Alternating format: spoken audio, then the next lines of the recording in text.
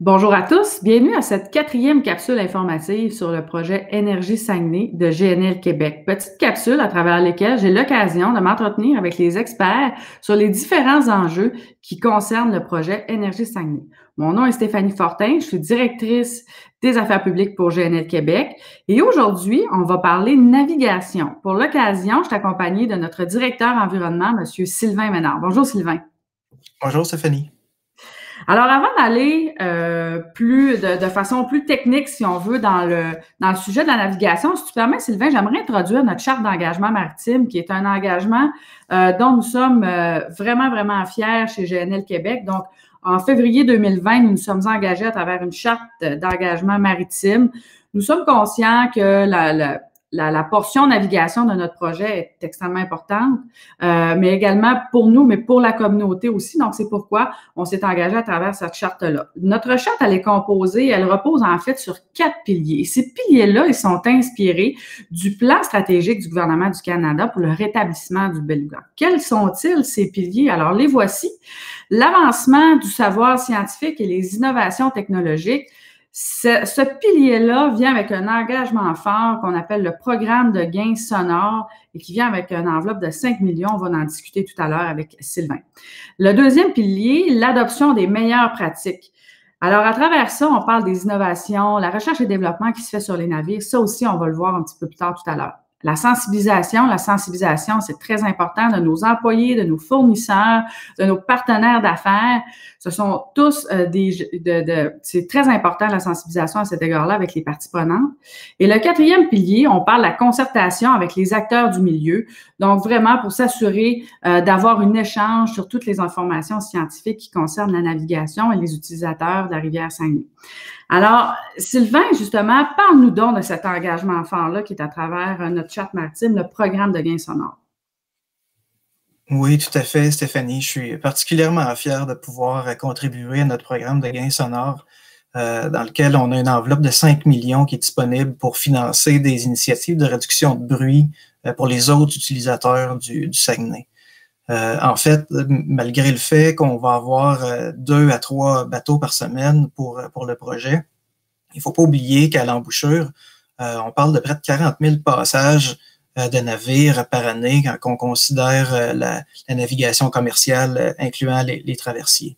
Donc, avec cette enveloppe-là, les gens intéressés pourront soumettre leur projet à un comité indépendant qui va évaluer si le gain sonore est réel et si ça contribue vraiment à l'écosystème.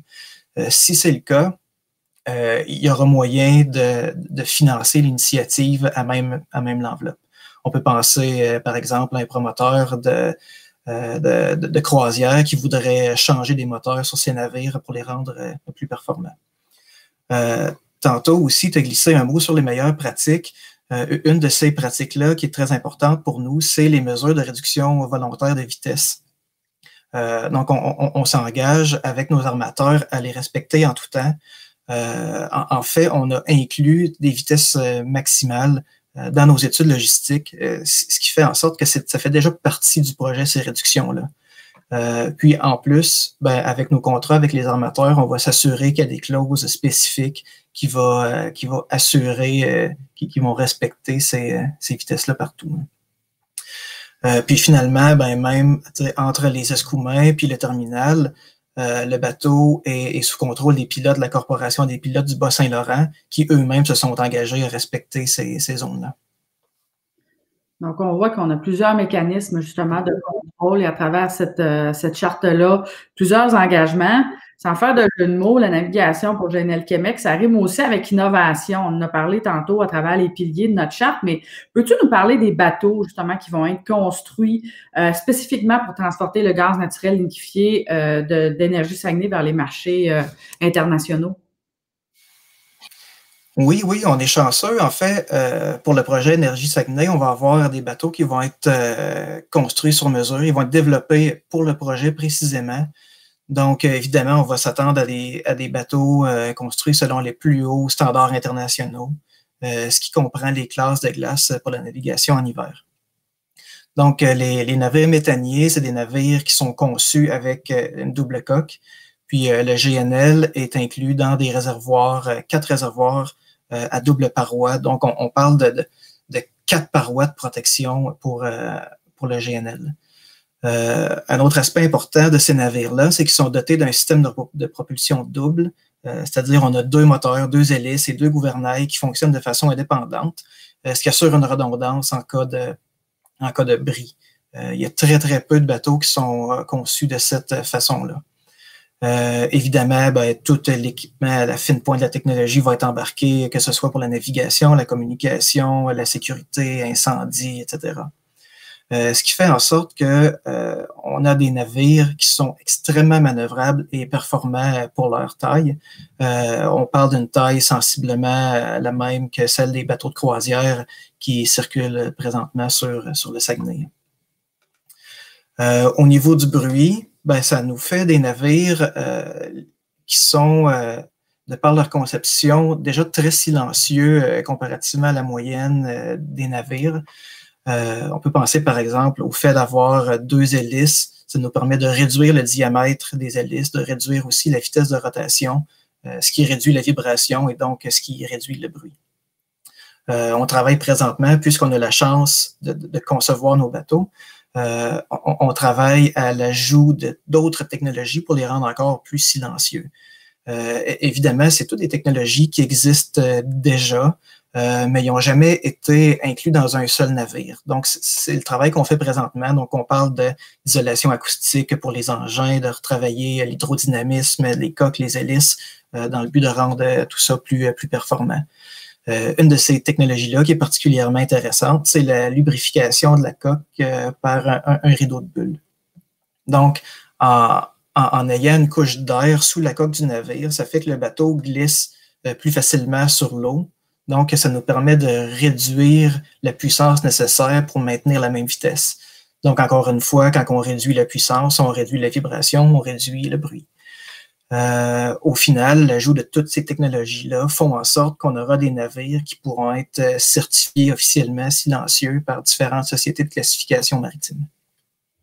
C'est vraiment intéressant. Puis on voit qu'on va avoir des navires ultra modernes, parmi les plus modernes au monde. Alors, c'est extrêmement intéressant. Dans le cadre du développement du projet, il y a beaucoup d'efforts qui ont été déployés pour faire des simulations concernant la navigation dans le Saguenay et le Saint-Laurent pour justement évaluer les corridors de navigation, les vitesses, pour profiler les marées. Peux-tu nous parler un petit peu de ces démarches que nous avons effectuées? Oui, en fait, dans le cadre de l'examen fédéral TERMPOL, auquel on a volontairement souscrit, on doit démontrer que la navigation des navires est sécuritaire sur le Saguenay. Donc, pour faire le travail, on est chanceux au Québec, on a le Centre de simulation et d'expertise maritime, qui est un organisme qui appartient à la Corporation des pilotes du Bas-Saint-Laurent. Donc, on a passé plusieurs jours, en fait 3 séances de plusieurs jours sur près de 2 ans, au centre de simulation pour valider différents scénarios, s'assurer que la navigation, que les manœuvres à quai aussi sont sécuritaires. On en a profité pour développer les procédures de navigation, établir des meilleures pratiques. On a aussi regardé pour explorer des pistes pour pouvoir réduire davantage la vitesse des navires tout en maintenant un contrôle sécuritaire. Réduire la vitesse, bon, évidemment, pour réduire le bruit, aussi pour réduire les risques de collision. Donc, en gros, ce que les exercices nous ont permis de démontrer, c'est que il n'y a pas d'enjeu de sécurité par rapport à la navigation, que ce soit sur le Saguenay ou au terminal. Les navires, on l'a dit tantôt, sont extrêmement performants et manœuvrables. Même en cas d'urgence, si on avait un bris majeur, on a toujours demeuré en plein contrôle du navire. L'autre élément qui nous a permis qui est ressorti des exercices, en fait, c'est que on s'est rendu compte qu'en utilisant les marées à notre avantage, en utilisant le courant de la marée, finalement, on n'avait pas à se battre contre le courant du Saguenay, ce qui nous permet, encore une fois, de réduire la puissance du moteur pour conserver la même vitesse. Donc, on utilise l'environnement naturel à notre avantage, simplement en utilisant les bonnes fenêtres de navigation. Donc, on le voit, puis on On n'a pas fini d'en parler de ces éléments-là. D'ailleurs, on aura l'occasion d'y aller de fond en comble là, pendant les audiences du BAP qui se tiendront prochainement.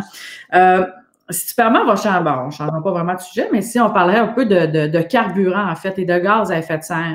Un autre point qui est vraiment intéressant qui concerne l'alimentation de nos navires, c'est qu'ils vont être beaucoup moins polluants que la majorité des gros navires actuellement là, qui sont en service dans le monde. Puis ça, ben, ça a à voir avec le carburant qui est utilisé. Peux-tu nous expliquer comment on va y arriver?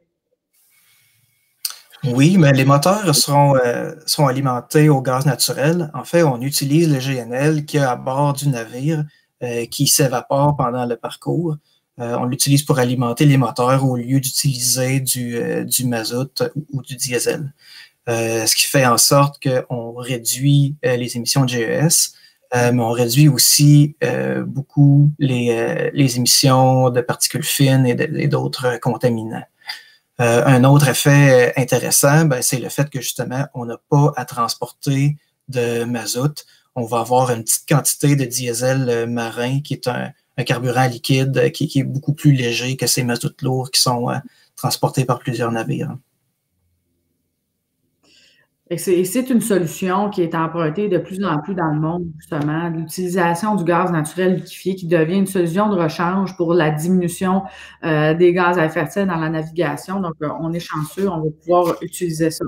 Donc, ça fait le tour, Sylvain. Merci beaucoup de t'être prêté au jeu aujourd'hui. Merci à toi. De rien. Donc, en terminant, je tiens à mentionner encore une fois que toute l'équipe d'Énergie Saguenay travaille d'arrache-pied en prévision des audiences publiques du BAP qui se tiendront le 14 septembre prochain. Surveillez nos médias sociaux pour la prochaine capsule à venir. Si vous avez des questions, via notre page Facebook ou par courriel à info@gnlquebec.com. En attendant, je vous souhaite une excellente journée. Merci d'avoir été avec nous aujourd'hui.